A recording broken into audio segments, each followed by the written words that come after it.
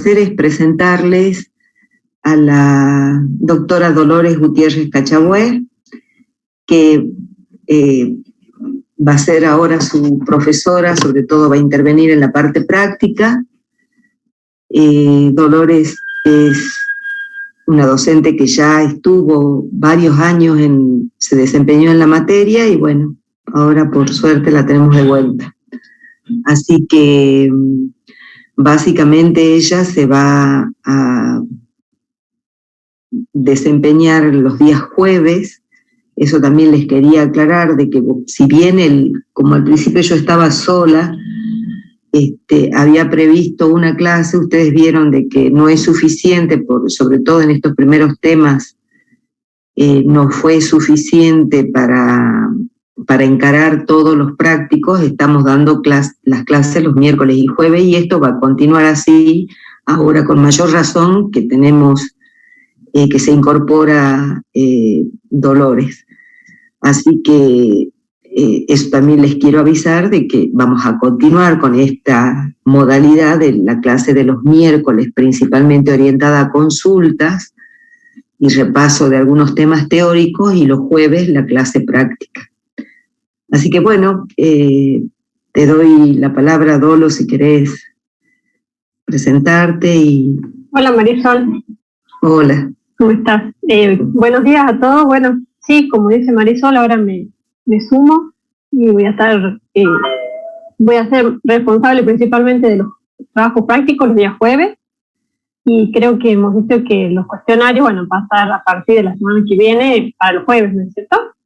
¿También? Porque sí, creo que son hoy. Sí. Bueno. Y ya, bueno, mañana, sí, mañana es la clase como siempre, como venían haciendo. Y después ya el jueves, bueno, el otro jueves ya será conmigo. Así es. Sí, yo como, bueno, dábamos las dos, estaba a cargo de las dos clases, tomaba los cuestionarios los miércoles para dejarles más tiempo libre los jueves para desarrollar los trabajos, los ejercicios, digamos, así organizados por grupo. Y por esta semana lo vamos a seguir haciendo así. A partir de la semana que viene, entonces, el miércoles voy a estar yo atendiendo principalmente, como les decía, lo que son dudas de la parte teórica, y por supuesto, si tienen alguna de la parte práctica también.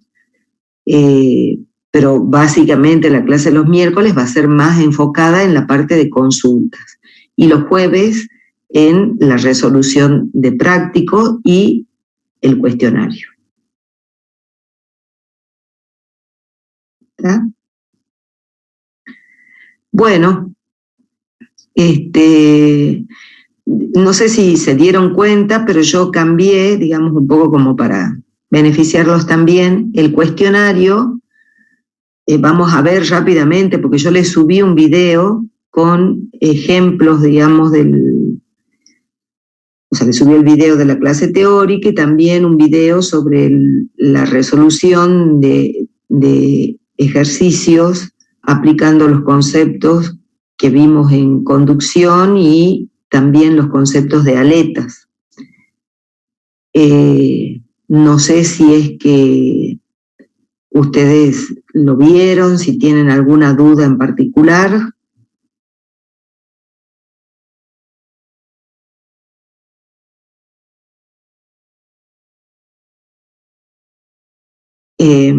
Si no, lo que vamos a hacer es, yo les voy a compartir y en donde se hace, como siempre, un repaso, digamos, de los principales conceptos, y después también los ejercicios que están, como les digo, explicados en el video, los vemos y háganme las consultas que ustedes les aparezca. ¿Sí? ¿El cuestionario ya lo hicieron, Marisa? No, eso les digo, de que les cambié el horario. El cuestionario lo voy a tomar después de que veamos este repaso, para aclarar dudas, y ahí les tomo el cuestionario. Bueno.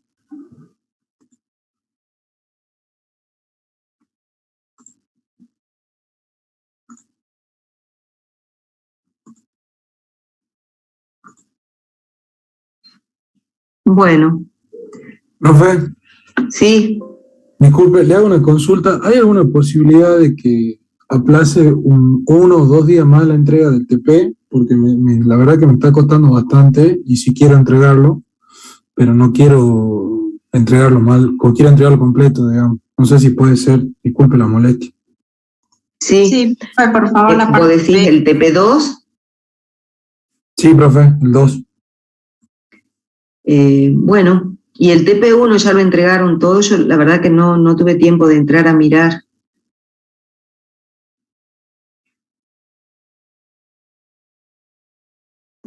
Profe, yo no entregué todavía mi TP1, pero ahora ya puedo hacerlo. No sé si se lo puedo mandar ahora o es muy tarde. ¿Quién habla? Perdón, Habla Agostina. Bueno, tienen que, o sea, el cumplimiento, eso yo les dije desde la primera clase, ¿no? Hay un ítem dentro de la evaluación, digamos, en la fórmula, que tiene que ver con todo este tipo de cosas, con el cumplimiento.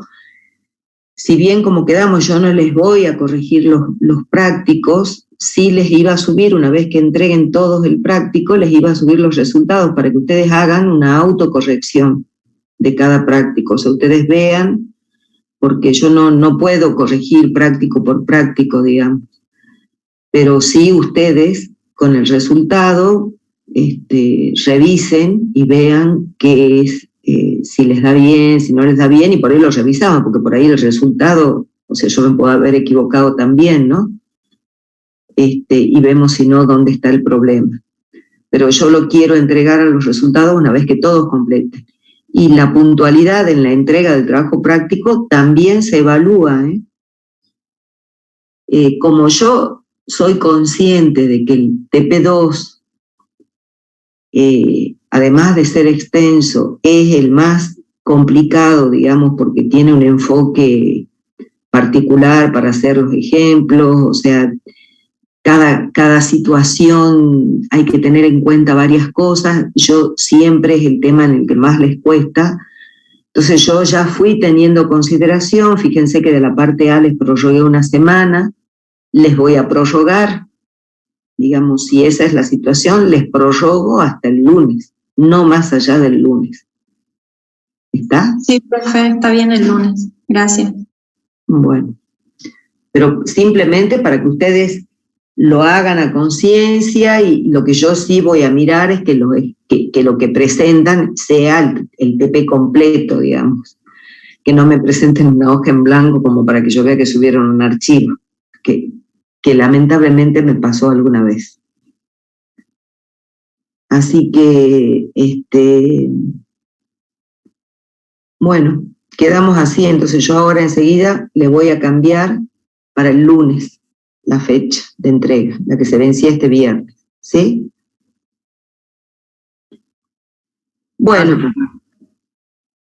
Disculpe, cuando subo la resolución del TP2 parte A, ¿podría subir la parte del cálculo del caudal del último ejercicio? Porque queda una integral bastante complicada y yo la resolví, pero no sé si estará bien. Bueno. Sí, yo, bueno.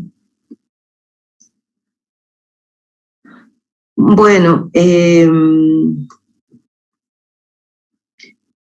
tema que vamos a ver, digamos, que comenzamos ahora, fíjense, toda esta primera parte, o sea, todo lo que vimos en el TP2 corresponde a transferencia de cantidad de movimiento, que nosotros vimos lo que sería el mecanismo difusivo que se representa o se simboliza con la ley de Newton, y también vimos lo que era la parte del factor de fricción, que sería lo que trata de medir lo que ocurre en la interfaz entre el fluido y una superficie sólida.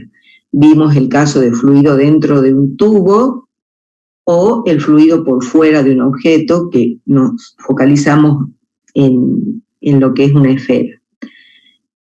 Ahora, o sea, eso es todo lo que vamos a ver en cuanto a mecanismos de la parte de transferencia de cantidad de movimientos.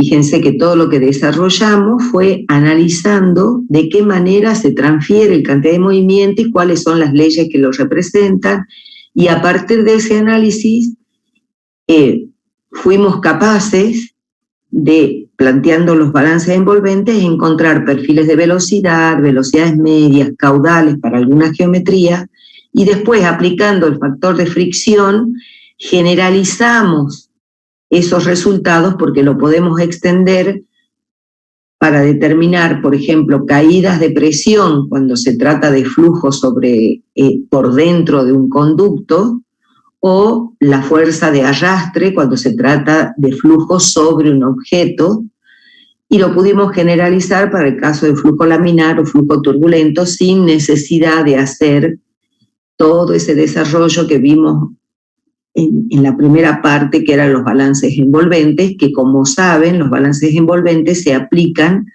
bajo ciertas condiciones, o sea, se considera estado estacionario, flujo laminar, lo cual limita la aplicación de los resultados que se obtienen luego de la aplicación del balance envolvente.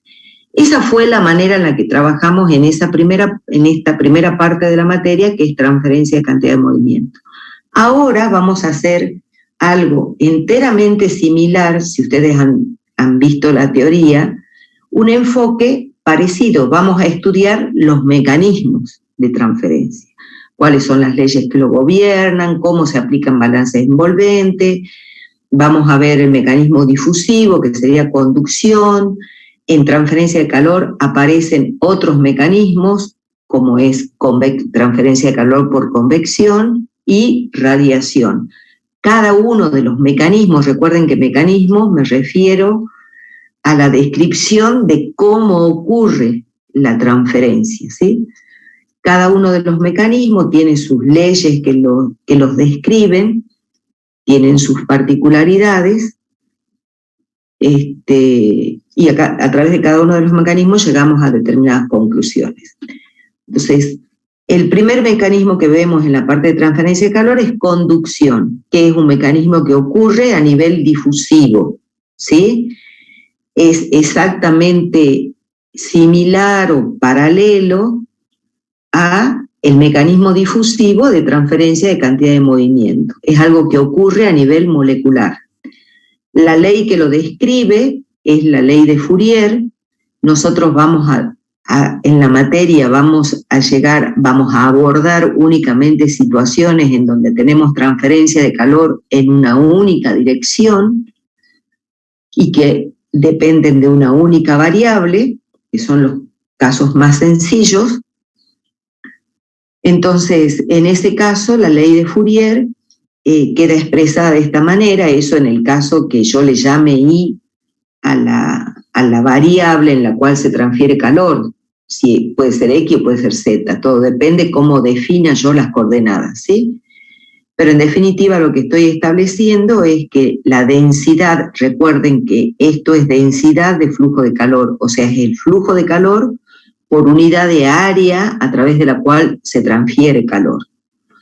Es igual a la conductividad térmica por el gradiente de temperatura, o sea, que matemáticamente hablando esta ecuación es equivalente a la de Newton, porque es una densidad de flujo proporcional a un gradiente.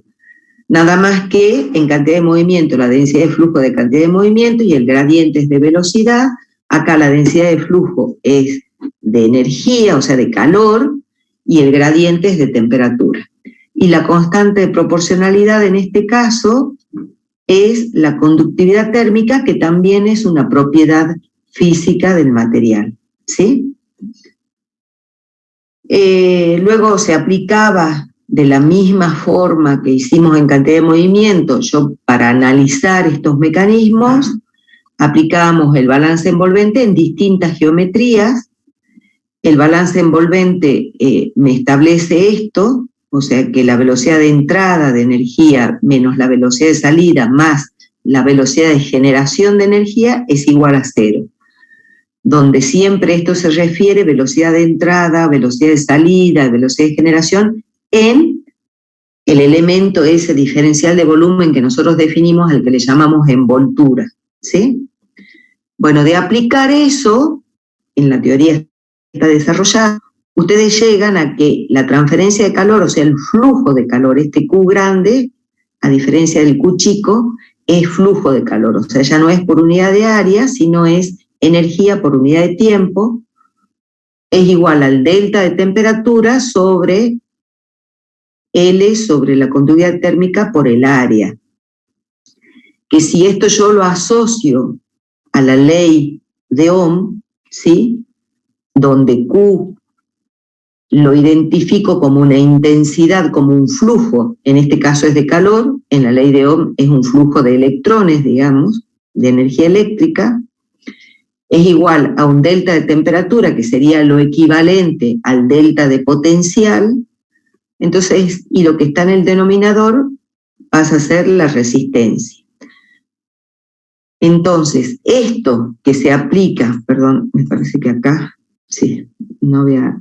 Esto que se aplica, porque digamos, en la teoría se desarrolla el tema para paredes planas, para paredes cilíndricas, y en el práctico ustedes van a hacer para superficies esféricas, porque el mecanismo, la lógica para la deducción es exactamente la misma. Entonces, en definitiva, yo puedo asociar que una pared plana, en donde de un lado de la pared tengo una temperatura T1 que es mayor que la temperatura T2 que está del otro lado de la pared, ocurre un flujo de calor siempre de la temperatura mayor a la temperatura menor, y que esa pared va a ofrecer una resistencia a la transferencia de calor que es igual a este término, ¿sí? Luego, o sea, esto ocurre en una única pared. ¿Qué pasa cuando son casos muy frecuentes en donde las paredes son compuestas? O sea, las paredes se construyen con un material, pero además le agrego una capa de aislante o un recubrimiento, y cada capa de material tiene distinta conductividad. Por lo tanto, el flujo de calor va a atravesar paredes que tienen distintas resistencias, en definitiva, ¿sí?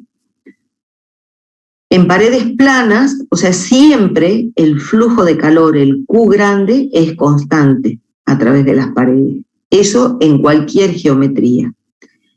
Lo que cambia es si la densidad de flujo de calor es constante o no. En paredes planas, ustedes deben haber visto en la teoría, que en paredes planas la densidad de flujo de calor es constante, porque el área es constante, digamos. O sea que tanto el Q grande, el flujo de calor, como la densidad de flujo de calor son constantes.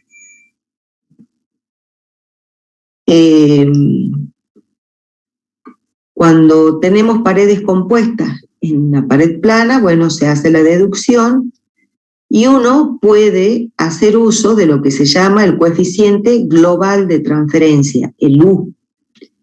El coeficiente global de transferencia lo que hace es permitirme calcular la transferencia de calor Q cuando yo tengo una pared compuesta por varios materiales que está expuesta a un ambiente, digamos, a un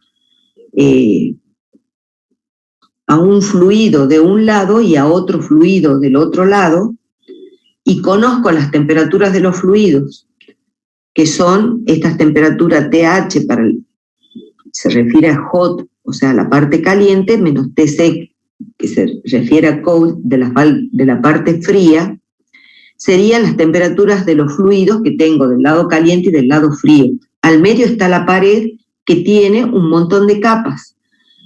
Entonces, el coeficiente global de transferencia lo que me permite es calcular el flujo de calor en función de esas temperaturas extremas, o sea, de la temperatura más caliente y la temperatura más fría de los fluidos, y donde me aparece acá, si yo incorporo el área acá, fíjense que cada uno de estos términos corresponde a una resistencia.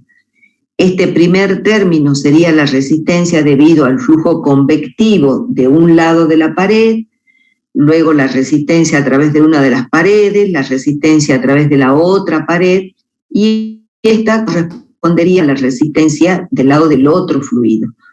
De manera que cuando yo tengo este caso, o sea que se llaman, o sea, estas paredes compuestas, donde tengo un material pegado al otro, el proceso ocurre como si fuera transferencia de calor con resistencias en serie, ¿sí? O sea, yo lo puedo asociar esa pared compuesta a un sistema de transferencia en serie, y por lo tanto ustedes deben recordar que la resistencia total, en este caso que son resistencias en serie, es igual a la suma de las resistencias. Entonces eso es lo que aparece en el denominador. O sea, si comparamos esto con esto, acá yo tengo el flujo de energía, acá tengo el delta de potencial, que sería la diferencia de temperatura, y todo esto que me aparece abajo sería la resistencia total, que está dado como la suma de las resistencias, porque en ese caso el proceso ocurre en serie.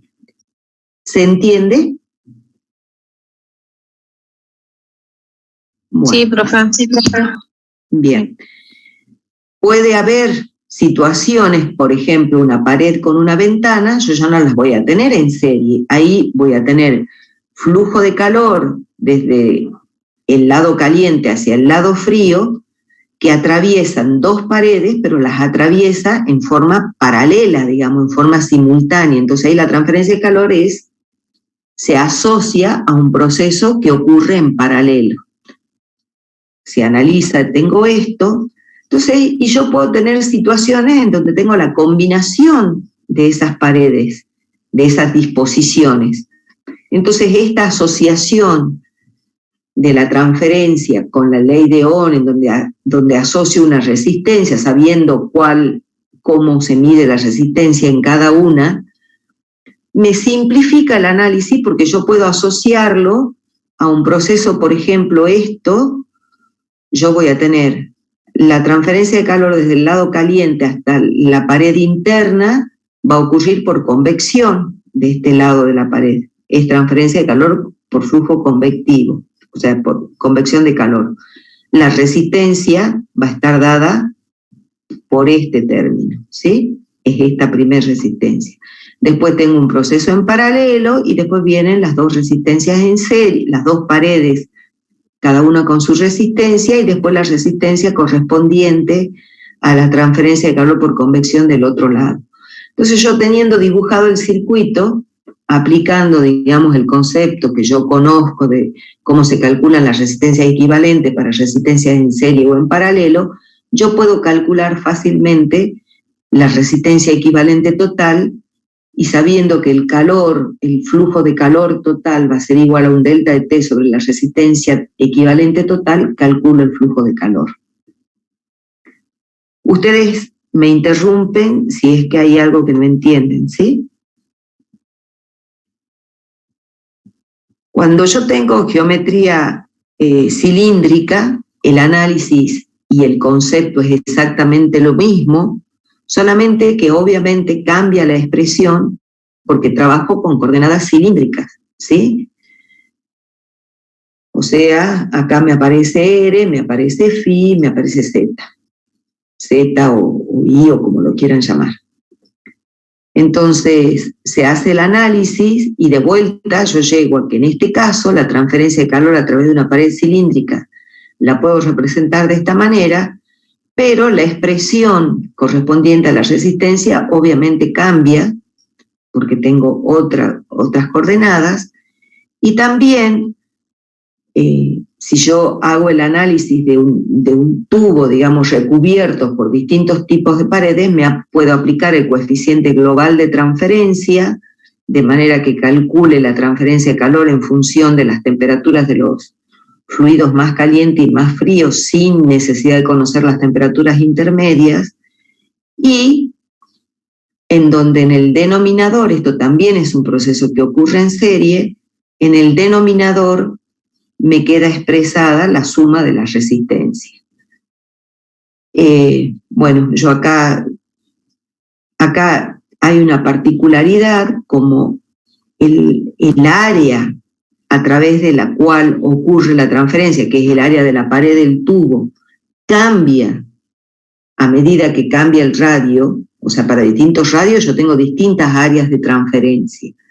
Entonces, el U, tengo, o sea, fíjense que acá en el denominador me aparece un área del lado caliente, digamos, y un área del lado frío que son distintas. Supongamos que el lado caliente es el interno, sería el área de la pared para el radio R1 y el área de la pared para el radio, no sé, le llamemos R3, o sea, el radio externo.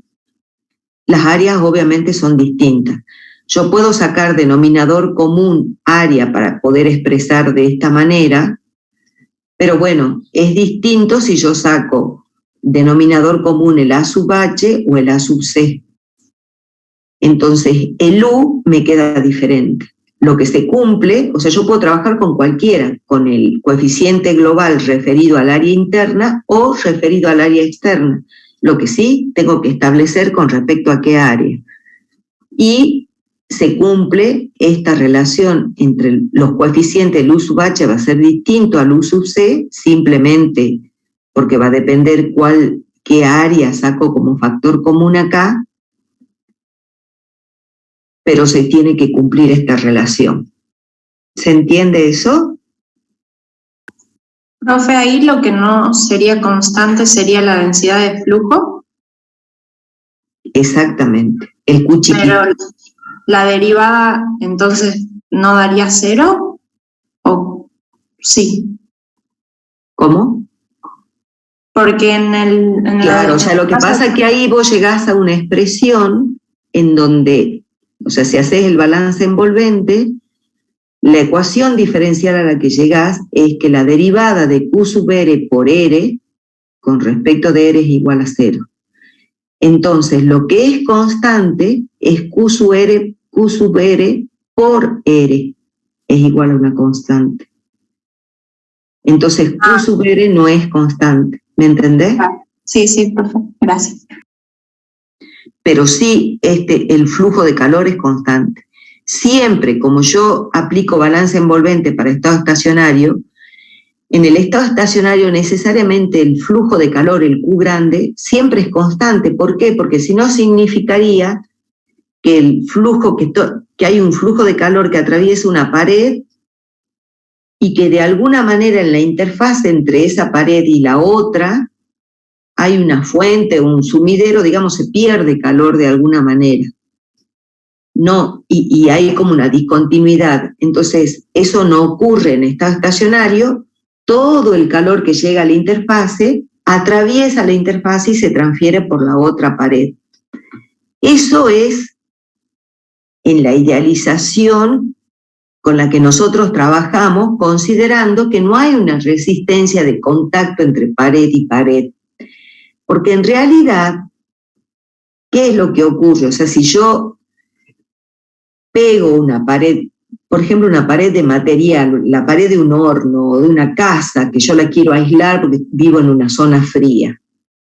En realidad el material de construcción, digamos, va a ser rugoso, entonces en la unión entre entre un material y otro no va a ser perfecto, totalmente perfecto, ¿sí? Entonces aparece una resistencia adicional de contacto.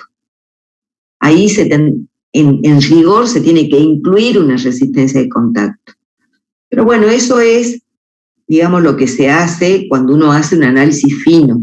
Acá que estamos analizando el concepto, aun cuando yo introduzco una resistencia de contacto, lo que estoy considerando es que incorporo una resistencia más. Entonces, el flujo de calor va a seguir siendo constante, pero como le estoy incorporando una resistencia más, el Q va a ser un poco menor, digamos, porque es como que estoy incorporando en todo el sistema una resistencia más. Entonces el estado estacionario se alcanza con un valor de Q, digamos, del calor, del flujo de calor, un poco más chico porque hay mayor resistencia a la transferencia. ¿Sí? Pero nosotros no vamos a tener en cuenta la resistencia al contacto, entonces simplemente el Q grande que atraviesa una superficie es el mismo que el que atraviesa otra y es el mismo que el que se transfiere desde la superficie exterior al medio ambiente que la rodea. Todo esto está desarrollado en detalle en la teoría, ¿no? Bueno, los casos anteriores, como les decía, se puede trabajar y se puede hacer el análisis aplicando los mismos conceptos para geometría esférica. Todos esos casos estaban analizados considerando que no tengo una fuente de calor, pero es frecuente que haya una fuente de calor. La más clásica o la que ustedes, digamos, quizás mejor visualizan es cuando yo tengo un alambre a través del cual circula una determinada intensidad de corriente. Debido a la resistividad que tiene el material, va a haber una disipación eléctrica, o sea, debido a la resistencia que tiene el material, va a haber un calor, una energía que se va a perder, digamos, por disipación eléctrica. O sea, va a haber una fuente de generación de calor debido a la resistencia del material, al flujo eléctrico, digamos. O, por ejemplo, otra fuente de generación es cuando yo tengo dos paredes, o por ejemplo, como habíamos visto en el práctico, un eje con su cojinete que gira, un eje que gira a alta velocidad, en el espacio anular que tengo, normalmente es muy chiquita, digamos, la separación. Entonces, debido a la fricción, se produce un calentamiento del fluido. Ahí hay también generación de calor debido a la disipación viscosa en ese caso. Bueno, para esos casos, digamos, siempre, en el caso de eléctrica, se define una fuente de generación eléctrica que siempre me representa el calor generado, o sea, la deducción se hace considerando que esa fuente de disipación está definida como el calor generado por unidad de volumen, que en el caso de ser eléctrico, eso se mide como la intensidad de corriente al cuadrado sobre la conductividad eléctrica del material. Estas son las unidades, estas serían las equivalencias. En el caso de generación viscosa para geometría plana, la generación, digamos, de calor debido a la disipación viscosa se puede medir de esta manera. Y para geometría plana, haciendo el análisis que está en el desarrollo de la teoría, yo llego a esta expresión para el perfil de temperatura, esto para el perfil para el flujo de calor, y para geometría cilíndrica sería de esta manera. O sea, acá, fíjense que acá claramente lo que me está diciendo es que el calor generado cuando yo tengo un alambre, digamos, nada más, el calor generado y que se tiene que disipar al medio ambiente por convección es igual a la generación de calor por, digamos, alguna fuente, porque esto es el calor generado por unidad de volumen multiplicado por un volumen, digamos, que sería si el R1 es el radio externo de ese alambre. O sea que en definitiva lo que me está diciendo es que todo el calor generado se disipa al medio ambiente si es que el alambre no está recubierto. Si no, hay que hacer otro análisis que enseguida vamos a ver. Bueno, y acá yo les di una serie de ejemplos. El primero de ellos, bueno, yo no los voy a explicar porque están en el video, no tiene sentido, no sé si tienen alguna duda, pero acá es,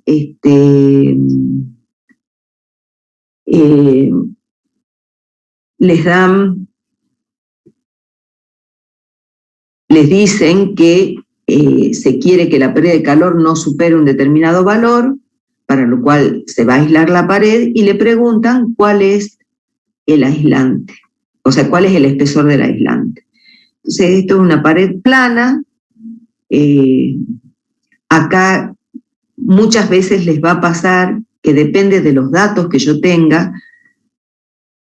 es desde dónde comienzo a hacer el cálculo. Por ejemplo, acá yo tengo la temperatura sobre la parte interna, o sea, sobre la pared en la parte interna y la temperatura de la pared en la parte externa. O sea, no tengo datos de H, ¿sí? Por lo tanto, en este U, no, o sea, considero el flujo de calor considerando las resistencias de las paredes nada más. No incluyo las resistencias debido a la transferencia de calor por convección. Eso no es un error, digamos, porque yo conozco, en este caso, conozco las temperaturas. Si yo no hubiera tenido de dato las temperaturas en los bordes esto y tengo la temperatura ambiente del lado caliente y la temperatura ambiente del lado frío, necesariamente tengo que incluir los términos de convección, tendría que conocer los H, por supuesto, de cada lado, y en ese caso yo no conocería, digamos, si yo en lugar de conocer estas temperaturas, conozco las temperaturas del fluido interno, del fluido caliente y del fluido frío, entonces acá en el U tengo que incluir los términos de convección del lado caliente y del lado frío, más las resistencias, ¿sí? Pero como acá tengo estos datos, bueno, yo analizo la transferencia de calor a través de las paredes por conducción únicamente. O sea que el U me queda expresado de esta manera, lo tengo como dato al flujo de calor, y fíjense que me da en vatios sobre metros cuadrados el dato que me da, o sea, me da por unidad de área. O sea que me queda esto, y de ahí directamente reemplazo y despejo el espesor del aislante. El otro caso es un poco más complejo. Acá yo les corregí porque después lo estuve mirando y bueno, la nomenclatura que usé en el enunciado no es la misma que la que después enuncié en el cálculo, aunque al explicárselo sí se los aclaré, pero bueno, para que quede bien les pongo acá. Acá yo tengo una pared en donde hay generación de calor, o sea, que es la del medio, y por lo tanto y está rodeado todo y fíjense que las temperaturas son bastante más altas que la temperatura ambiente, entonces es lógico considerar que yo tengo flujo de calor en los sentidos que están indicados desde la pared esta del medio, que es donde tengo mayor temperatura hacia los bordes. Entonces, planteo el balance, digamos, planteo las ecuaciones para calcular Q sub A, para calcular Q sub C, y luego como yo sé que la temperatura, digamos, Q sub A es el que tengo acá en esta interfase y Q sub C es el que tengo en esta interfase, planteo las condiciones, fíjense cómo defino el X, o sea, X igual a 0 es esta interfase y el espesor de la pared B, que no sé cuánto es, 30 milímetros, es el valor en esta interfase. Lo utilizo, estas dos expresiones, o sea, me quedan dos incógnitas acá, que es la generación y la conductividad térmica del material B. Entonces planteo las dos ecuaciones y con dos incógnitas y despejo los valores.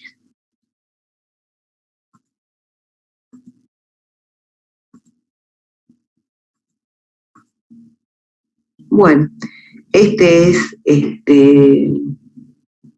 muy similar al primero, solamente que esto es coordenadas cilíndricas. Lo que me cambia es la expresión de las resistencias.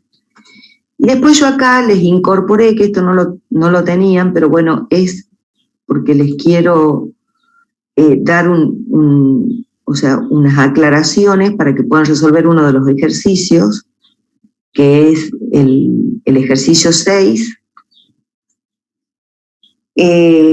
en donde en el ejercicio 6 del práctico les plantean que tengo un alambre por el que circula determinada intensidad de corriente, que es la que tienen que calcular, una determinada intensidad de corriente, pero ese alambre está recubierto por un plástico. Y me ponen una restricción en donde me dicen que la temperatura en el plástico no debe superar un determinado valor. Si yo tengo una determinada corriente que circula por un alambre, si analizan la ecuación, digamos, de flujo de calor, la mayor temperatura, las que les presenté antes, la mayor temperatura se va a dar en R igual a 0, o sea, por el centro del alambre, ¿sí? Y de ahí va a comenzar a disminuir hasta las paredes. Pero la temperatura, y así sucesivamente, porque, digamos, todo ese calor se genera al aire que lo rodea, que se supone que está más frío. O sea, que el plástico va a tener la máxima temperatura en la interfase, digamos, donde el plástico está unido al alambre, ¿sí? Que le llamemos, acá yo voy a tener un radio R1, que sería el radio exterior del alambre, y un radio R2, que sería el radio exterior del aislante, o del plástico, digamos. Entonces, la máxima temperatura se va a dar en R igual a R1, o sea, en la superficie exterior del alambre. O sea, y me dicen de que cuál es la intensidad de corriente, de manera que la temperatura no supere ese valor. O sea, que yo tengo de dato la temperatura que tengo que tener ahí en la interfase. Y después tengo de dato también la temperatura ambiente. Me dan el coeficiente de transmisión de calor, digamos, el H. Entonces, esto, digamos, es simple de deducirlo, pero hay que tener en cuenta algunas cosas. Bueno, la temperatura máxima del plástico va a ser en la interfase alambre-plástico, que es lo que le acabo de decir. El calor que se disipa, digamos, que está en función del flujo del calor generado, que está en función a su vez de la intensidad de corriente,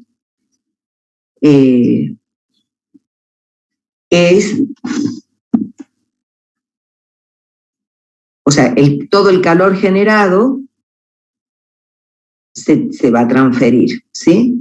Y para sacar ese calor transferido, yo utilizo los datos que tengo, que es la temperatura en esta interfase y la temperatura ambiente.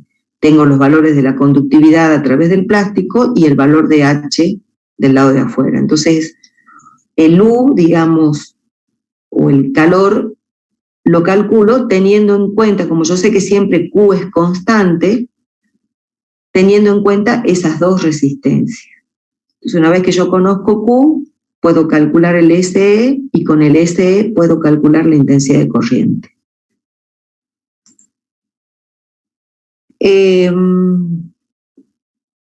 Bueno, y luego tenemos el calor transferido a través de una aleta, que en definitiva, bueno, se define lo que es aleta, se trabaja y se define también la eficiencia de una aleta. El calor máximo que puede transferir una aleta sería el calor que transferiría si la aleta, que es una superficie que se adosa a una pared, se mantuviera a la misma temperatura de la pared, ¿sí? O sea, si yo tuviera un material tan conductor, de manera que que ofrece muy poca resistencia a la transferencia de calor por conducción desde la pared a la aleta, la temperatura de la aleta va a ser muy próxima a la de la pared y en el caso ideal sería igual a la de la pared. Entonces eso sería el máximo calor que podría transferir una aleta. Teniendo en cuenta eso,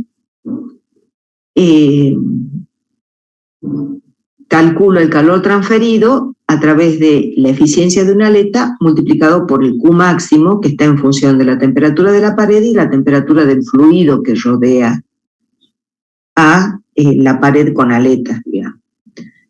Normalmente en una superficie se colocan muchas aletas, o sea, se colocan varias aletas, ¿sí? Y el calor total que transfiere entonces esa superficie con aletas es igual al calor que transfiere la pared, la parte de la pared que no tiene aleta, más el calor que transfieren las aletas. Que eso uno lo trabaja y me queda esta expresión, en función de esta expresión. ¿Está? Teniendo en cuenta que el calor transferido por la aleta es esto. Luego, yo para calcular la eficiencia, en los libros, digamos, de transferencia de calor hay expresiones analíticas que le permiten calcular la eficiencia. Acá no están transcritas porque la geometría de las aletas es diversa. Todo depende del tipo de superficie al que se adosan y cómo yo la quiera hacer por el espacio en el que van a estar. Entonces yo tengo estas aletas, por ejemplo, que son circulares, pero de sección rectangular, digamos, o sea, tienen una sección rectangular, pero tienen la forma de un ánulo porque rodean un tubo. Otras, cuando se adosa una pared plana, yo puedo tener aletas que tienen una sección constante rectangular o que tienen secciones variables como esta o como esta, ¿sí? Entonces, tengo estos gráficos. Y bueno, finalmente está este ejemplo, que está también desarrollado en el video, en donde lo que se plantea acá es, yo tengo una superficie que separa agua de aire. Entonces quiero analizar de qué lado me conviene poner aletas, ¿sí? El agua tiene un coeficiente de convección, que no sé si están dados acá, bueno, o acá. Fíjense, los coeficientes de transmisión de calor, que es el H, digamos, del lado del aire es 2 BTU y del lado del agua es 45 BTU.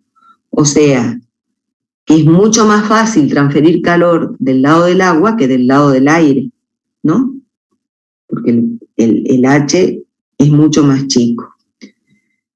Entonces acá lo que se hace es un análisis para ver de qué lado me conviene poner las aletas. Si del lado del aire, del lado del agua, de los dos lados. Entonces eso es lo que se hace en este ejemplo. Y se analiza que si yo coloco las aletas del lado del aire, únicamente del lado del aire, recuerden que es donde tengo menor valor de H, o sea que tengo una mayor resistencia a la transferencia de calor. Si yo coloco las aletas del lado del aire, el porcentaje de incremento del calor es de casi un 300%, ¿sí?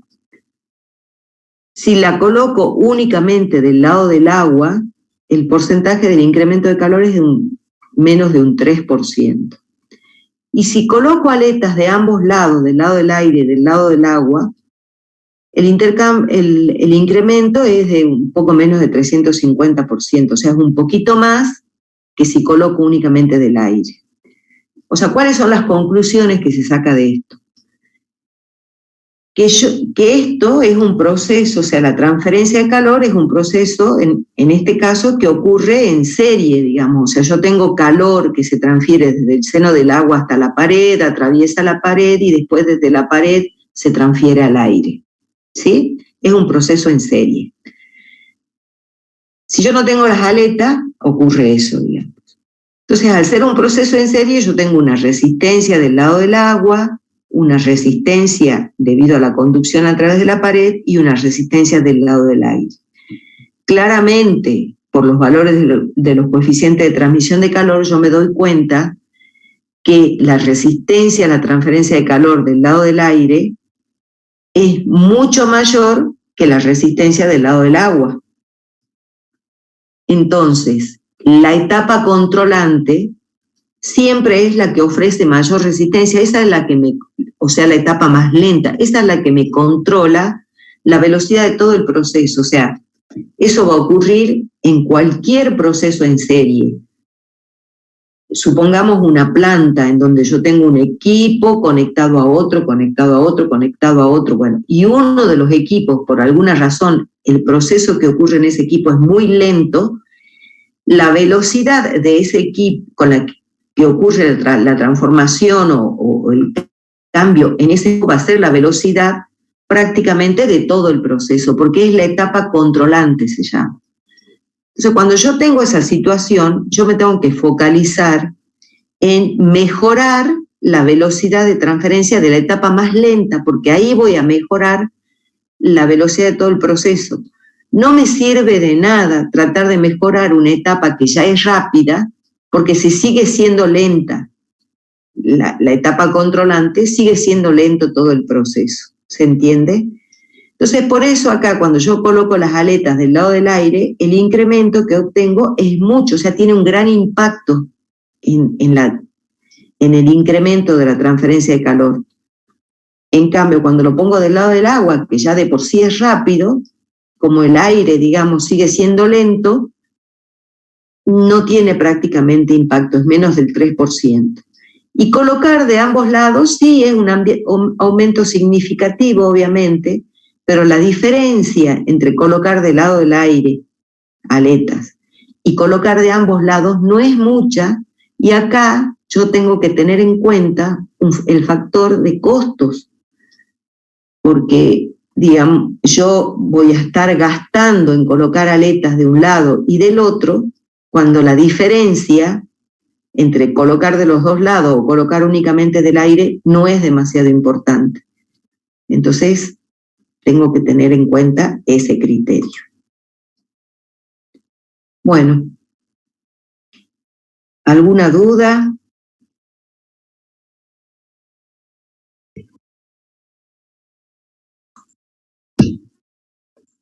Sí, profesora. Sí. La pregunta ahí que hablaba de sistemas en serie, que Sí. uno un poquito más lento que el otro. ¿Va a variar dónde están ubicadas esas series? Digamos, si son 4 etapas, si usted incrementa el valor al principio, al final, ¿va a influir eso? ¿Me estás hablando en el caso de paredes compuestas, por ejemplo? Sí. ¿O en este de aleta? No sé de qué. De aletas. De aletas. Ajá. ¿Y cómo es tu pregunta? Perdón, no te entendí bien. De sistemas así en serie, que uno es más lento en la transmisión y el calor y demás. Sí. Si es mejor, es más, me favorece o no, si lo tengo al principio, esa velocidad de transmisión, o si es a la mitad de toda la serie, o es al final. No, eso da lo mismo, o sea, que esté al principio o al final, o sea, vos decís que esté el aire del otro lado, del lado del otro, ¿a eso te referís? Sí. El Q grande es el mismo. O sea, esto yo siempre lo analizo considerando que está trabajando en estado estacionario. Cuando se alcance el estado estacionario, se va a alcanzar con un determinado valor de Q que va a depender de las resistencias de la etapa. Entonces, si en una de las etapas la resistencia es alta, el Q, que es el mismo para todas las etapas que están en serie, el Q grande, va a ser más chico. Si yo de alguna manera en esa etapa, ya sea que esté al principio o al final, si yo a esa etapa de alguna manera le incremento la velocidad, el valor de Q que se va a establecer en ese caso va a ser mayor para todas las etapas, ¿me entendés? O sea, el Q va a estar controlado por la resistencia que tiene la etapa más lenta, digamos. Si yo logro mejorar la resistencia, o sea, disminuir la resistencia en esa etapa más lenta, me incrementa el Q para todas las etapas. Bien. Porque estoy en estado estacionario, o sea, el estado estacionario se alcanza en ese momento y bueno, si yo mejoro la resistencia de una etapa, mejora el Q en todas las otras etapas. Perfecto. Gracias, profesor. Otra pregunta. Sí. Sí. Muy básica, digamos. Sí, sí. ¿La aleta puede ser un alero de un techo, por ejemplo, o tiene que ser superficies más chicas? No, el sentido, o sea, la definición de aletas no es ese. La aleta es algo muy común, o sea, si vos, no sé si alguna vez viste, digamos, los componentes en una computadora, por ejemplo, que tienen un ventiladorcito y tienen, ahí hay superficies aletadas, por ejemplo... Molinos también. ¿Cómo? Molinos también creo que también tienen. No. ¿Cuál es la definición de aleta? O sea, ¿vos escuchaste la teoría? O sea, ¿viste el video de la teoría?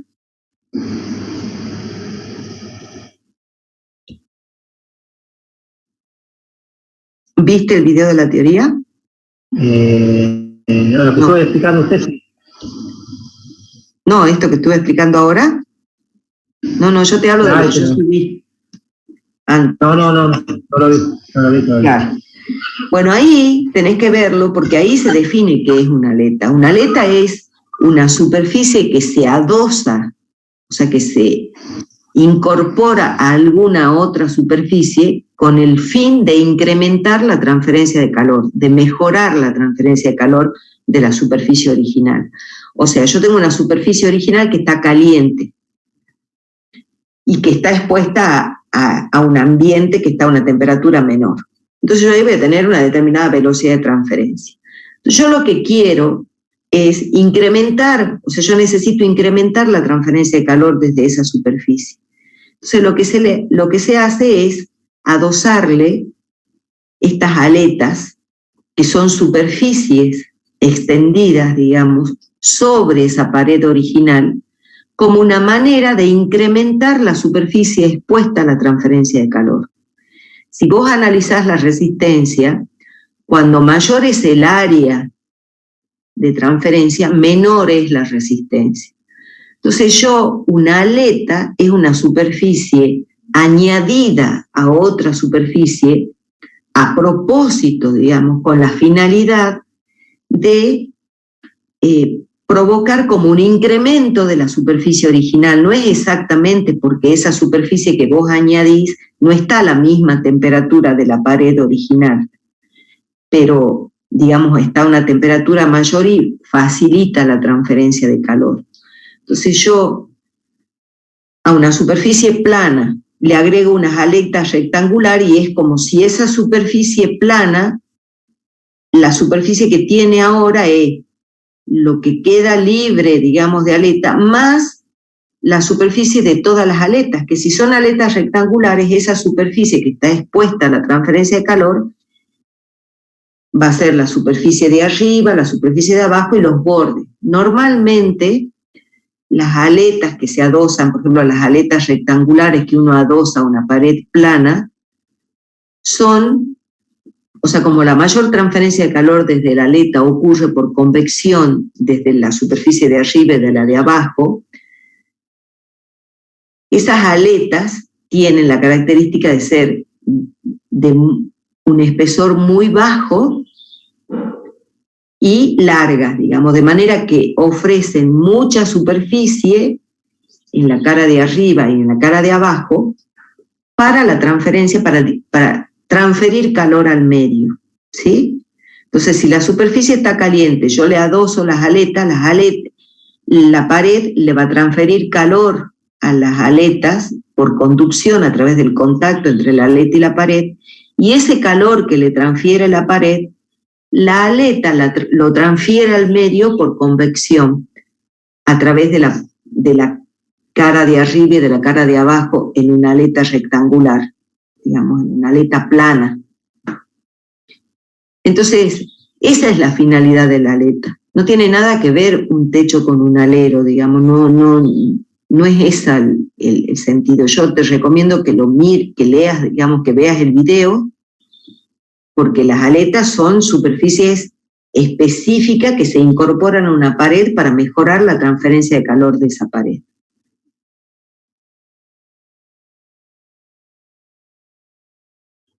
Gracias, profesora. Bien. ¿Alguna otra duda? Profe, disculpe, usted en el video cuando explica la parte de paredes paralelas, cuando aumenta la conductividad, ¿aumenta la pendiente del perfil de temperatura? Usted dijo que lo analicemos a partir de la ley de Fourier. ¿Paralela? Va, en serio, disculpe. Ah, bueno, analícenlo.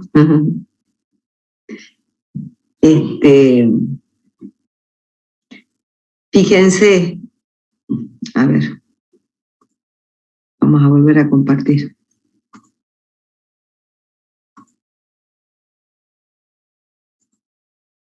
No sé si tengo, a ver si acá tengo algo que...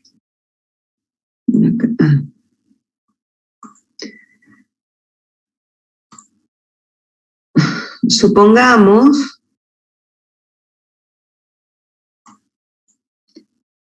supongamos esta pared, digamos, ¿no? Estas dos paredes, ¿sí? Una tiene una conductividad 1 y la otra una conductividad 2, ¿sí? Yo sé que Q, el flujo de calor, y en este caso, que si es pared plana, la densidad de flujo de calor también es constante. La ley de Fourier, ¿qué me dice? O sea, entonces yo acá en una pared plana, yo digamos puedo tener un perfil de temperatura en una de las paredes que sea muy pronunciado y en el otro menos pronunciado. Eso cuando yo digo un perfil de temperatura, que va a ser un perfil lineal, digamos, pronunciado o menos pronunciado, en definitiva, tiene que ver con la pendiente, ¿no es cierto? Sí. Bueno. ¿Y la pendiente qué es? Es la derivada de la temperatura con respecto de I. ¿Sí? Sí. Si yo despejo la conductividad, yo sé que la pendiente, digamos, acá aparece el signo menos porque este gradiente es negativo, ¿no?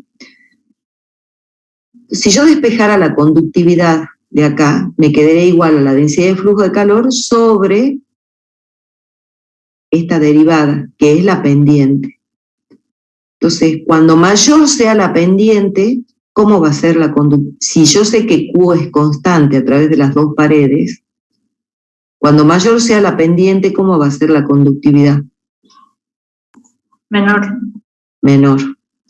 O sea, que en un material que tiene baja conductividad, la diferencia de temperatura es mayor, lo cual es lógico porque, digamos, que tenga baja conductividad significa que ofrece mucha resistencia a la transferencia, entonces el calor que va a transferir va a ser menor y por lo tanto la temperatura del otro lado va a ser más baja, ¿sí? Si fuera un material muy conductor, las temperaturas en la cara inicial y final, digamos, o anterior y posterior, van a ser mucho más parecidas, digamos, la pendiente va a ser menor. ¿Por qué? Porque como tiene buena conductividad, tiene poca resistencia, entonces la transferencia del flujo, el flujo de calor, va a ser mayor. Entonces las temperaturas van a ser casi iguales entre la cara anterior y la cara posterior. ¿Se entiende? Ahora sí, profe, gracias.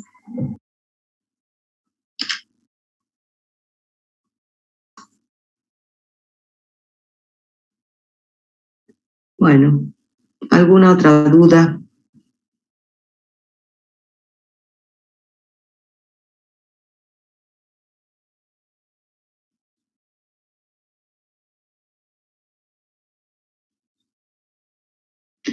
Bueno. Ahora no, profe. Bueno, por favor vean, porque es muy difícil que entiendan así o que puedan resolver los problemas sin ver la teoría. Así que vean la teoría, escuchen la teoría. Yo estas se las grabé, o sea, se las subí hace como más de una semana, porque si no, resulta difícil de interpretar. que les estaba por decir. Hay un alumno, Cayo Martínez, ¿está presente?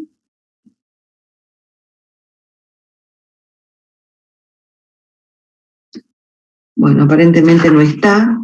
No sé si alguno de ustedes lo contacta. Sí, profesora, yo lo conozco. Bueno, él no está incorporado a ningún grupo. Se tiene que incorporar. Y después, bueno, en la lista de participantes aparecen varios alumnos como oyentes que no se incorporaron tampoco al grupo de oyentes, por lo tanto,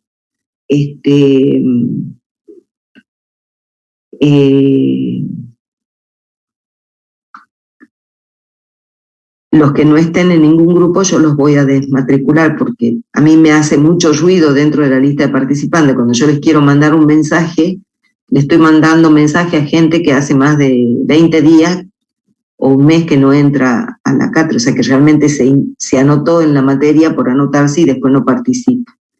Y yo quiero limpiar un poco eso. Después ahí estaba viendo que en los grupos hay un grupo que creo que tiene 2 personas nada más. No me acuerdo si es el grupo 3. Grupo 3, profe. Sí, el grupo 3. Y después hay otros grupos, o sea, yo no tengo problema, bueno, falta Cayo Martínez, que no sé si se incorporará a ese grupo, pero tengan en cuenta que estos grupos se arman para el seminario, o sea, si por ahí se pueden distribuir de manera distinta para que va a ser más fácil, digamos, o sea, por ahí de algún grupo de 6 sumarse a este grupo para que no sean tan pocos, traten de hacerlo, digamos. Me avisan, yo creo que lo había habilitado sí, rendimos el cuestionario y termina, sí, es que terminamos con todo lo que tenemos que hablar. Bueno, y ahora antes de que se vayan a rendir el cuestionario, les quería hablar un poco, y aprovechando también que está la profesora, que está Dolores, el tema de los seminarios. Nosotros ya la semana que viene le vamos a presentar los temas, pero yo les quería contar un poquito en qué consiste y cómo lo vamos a encarar, digamos. Los seminarios son trabajos, o sea, son investigaciones o monografías que yo les pido que ustedes hagan sobre temas diversos. En algunos casos son temas que están vinculados a la materia, qué sé yo. Algún año vimos que investiguen sobre superconductores, entonces me definan qué es un superconductor, qué tipo de materiales, o sea, todo esto tiene que ver con el desarrollo de nuevos materiales. Pero, por ejemplo, también me interesa, o vieron, por ejemplo, el tema de energías alternativas, como puede ser energía solar, energía eólica, hasta energía nuclear, alguna vez se abordó, porque si bien no son temas de la materia, obviamente, son cuestiones que ustedes pueden interpretar fácilmente, que están vinculados los contenidos a los de la materia, y que por otro lado contribuye a su formación integral, digamos, como ingeniero. Pero también me interesan el desarrollo de otros temas que no tienen que ver con la materia, pero sí tienen que ver con su formación y con el desarrollo de competencias generales como profesionales, digamos. Bueno, el trabajo en grupo, obviamente, por eso se dividen en grupos, pero, por ejemplo, hay temas que vimos en algún momento como, qué sé yo, que ustedes analicen el tema del calentamiento global, o sea, que se pongan a leer un poco sobre el tema y den su opinión, por ahí que hablen con algún experto y que le hagan una entrevista y que graben, digamos, para ver qué opinan, o otro aspecto, por ejemplo, como responsabilidad social empresaria, qué es, qué se aplica, qué ejemplos hay en la provincia o en la industria que hagan cuál debería ser la finalidad. Nosotros como cátedra les damos, digamos, pistas sobre cómo hacer ese trabajo, por ahí qué bibliografía consultar o a qué persona consultar. Otros años, por ejemplo, vieron temas como extracción de aceites esenciales, que es digamos, un método de extracción con solventes, y hubo un grupo que desarrolló una experiencia en el laboratorio, bueno, en esa época estábamos en la presencialidad, obviamente, mostrando cómo se extraen, cómo es el proceso de extracción con solventes. O sea, ¿cuál es la finalidad de esto? O, por ejemplo, otro tema de seminario es el estudio, o sea, la geología de los materiales, el comportamiento geológico de materiales. ¿Por qué es importante? Que eso nosotros lo vimos, eso es el tema 2, que si bien no hacemos práctico, esos conceptos son sumamente importantes porque tienen que ver con la importancia que tiene todo el tema, ¿no? ¿Cómo afecta, o sea, cómo es el comportamiento geológico de distintos materiales? Y, por ejemplo, cuando tocó ese tema, algunos grupos prepararon materiales, que esa la información la pueden sacar de internet, que tienen comportamiento geológico diverso. Entonces, ese comportamiento geológico, que no es en un fluido, que no es otra cosa que ver cómo reacciona el fluido ante el sometimiento a un esfuerzo, es muy importante porque en la industria se tienen que manejar materiales, o sea, fluidos, que tienen un comportamiento extraño, digamos, que no son newtonianos. Entonces, por ahí le aplico un esfuerzo a un fluido y se vuelve más viscoso, o se vuelve demasiado fluido. Todo depende de la naturaleza de ese fluido. Entonces, por ejemplo, qué sé yo todo esto le tiro como ejemplos, no sé si esos serán temas o no que entran este año, pero cuando tocó ese seminario, como les digo, o sea, por ejemplo, prepararon una experiencia mostrando el comportamiento de materiales no newtonianos, cómo reaccionaban ante el sometimiento a algún esfuerzo. Esos seminarios se van a evaluar, o sea, yo quiero ahí que se aplique, se haga una coevaluación, o sea, que ustedes mismos evalúen a sus compañeros. ¿Esto con qué finalidad? No es con la finalidad de poner nota, o sea, la evaluación de ustedes no va a definir la nota que yo le voy a poner al grupo ni a sus compañeros. Entonces yo necesito que ustedes den una información lo más objetiva posible. ¿Eso qué objetivo tiene? Por un lado, ustedes desarrollan la capacidad de analizar críticamente, ¿sí? O sea, objetivamente algo.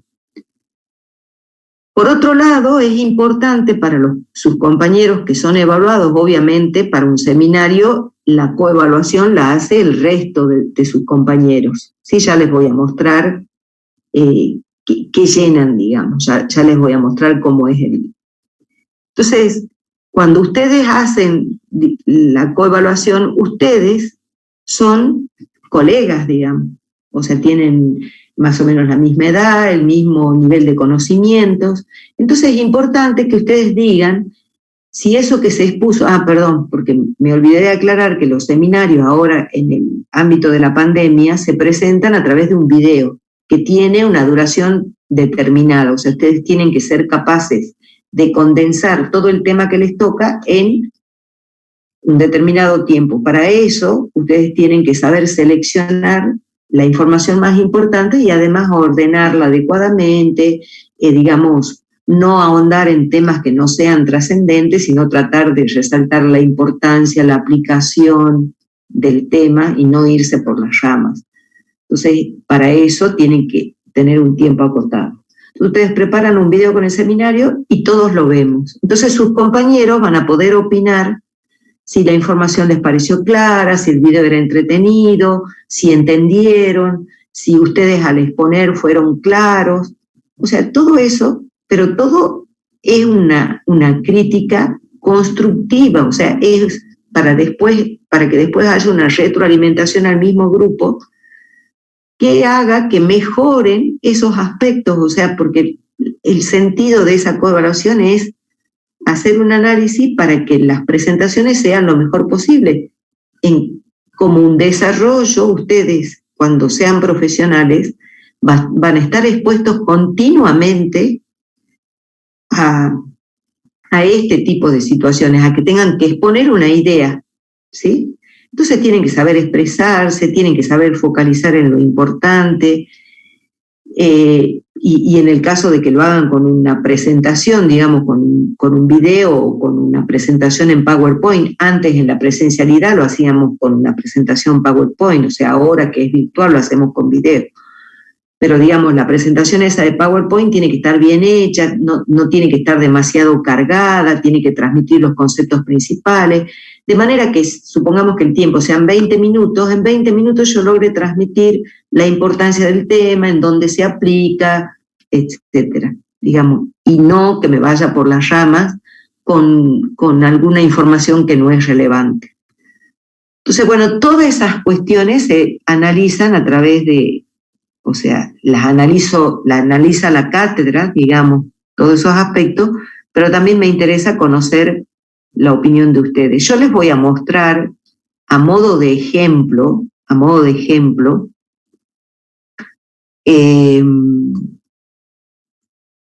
cómo los resultados,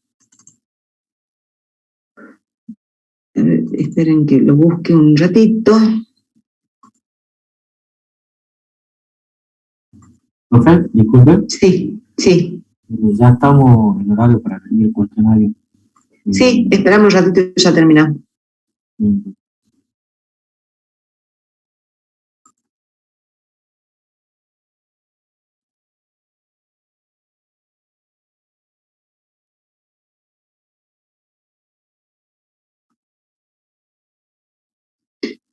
A ver,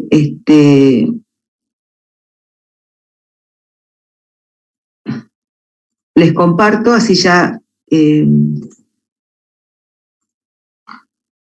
es simplemente para que ustedes lo puedan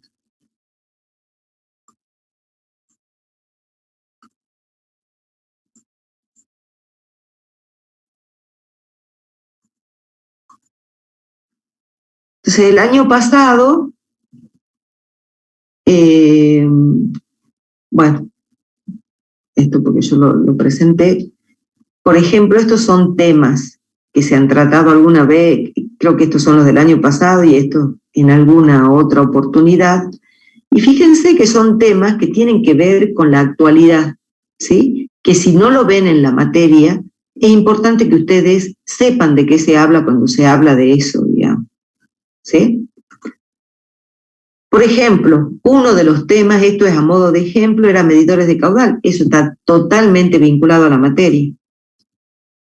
Entonces,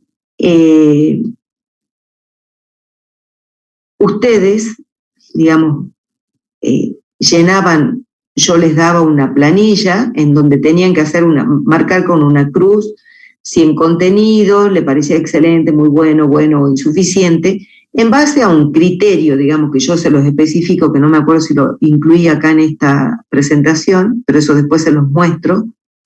O sea, qué sé yo, los contenidos son excelentes si es que están muy bien enfocados, si destaca la importancia del tema, si no se va por las ramas, si utiliza un lenguaje adecuado, etcétera, ¿sí? Entonces ustedes tenían que marcar con una X lo que ustedes crean en cada uno de estos aspectos, y estos porcentajes surgen porque, por ejemplo, para ese seminario fueron 38 las evaluaciones que me presentaron, o sea, eran la cantidad de alumnos. Entonces yo mido la cantidad que dicen que es excelente, la cantidad que me dice que es muy bueno, y de ahí surge, sobre el total, y de ahí surgen estos porcentajes. Pero además hacen comentarios como estos comentarios son de ustedes, digamos, son de los otros alumnos. Entonces ahí dicen, está bueno, pero hubiera sido mejor tal cosa. Todo eso es una retroalimentación que el grupo que expone le viene bien para mejorar, para tener en cuenta en una próxima evaluación, ¿me entienden? Y después la evaluación de la cátedra se hace sobre esos mismos aspectos, pero ya colocando una nota, porque bueno, tengo que ponerles una nota, ¿sí? Y también hago observaciones. Como les digo, o sea, la evaluación que ustedes hacen es simplemente como una retroalimentación a sus compañeros, no tiene peso en la nota final. Por eso tienen que sentirse libres de hacerlo. Otro tema, la sustentabilidad del proceso, bueno, y ya está. Pero, bueno, de eso se trata el seminario y bueno, ya pueden, creo que tenían, si no me equivoco, hasta la -4 para rendir el cuestionario. Solo hasta las 1:30, profe. Ah, bueno, ya les cambio, ¿sí?